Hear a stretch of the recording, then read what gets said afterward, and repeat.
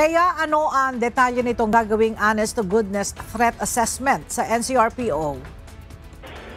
Magandang tanghali sa iyo, Ella. Ipina-assess ng Philippine National Police Chief, Police General Nicolas Torre III sa National Capital Region Police Office at Seguridad sa Metro Manila. Kaugnay sa nalalapit na State of the Nation address ng Pangulong Ferdinand Marcos Jr. Ayon kay PNP spokesperson, Police Brigadier General Lupardo, nakabase kasi ang magiging deployment ng mga tauhan ng PNP sa resulta ng threat assessment ng NCRPO. Kahapon, sinabi ni Brigadier General Fajardo na nasa 12,000 na pulis ang kanilang i-deploy sa iba't ibang lugar sa Calacca, Maynila para sa seguridad ng zona.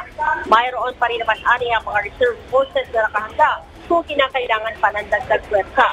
Pinauubaya na rin niya ni Chief PNP sa mga regional directors sa pagtataas ng alerto base sa magiging resulta ng assessment. Ella? Maraming salamat, Leia Ilaghan.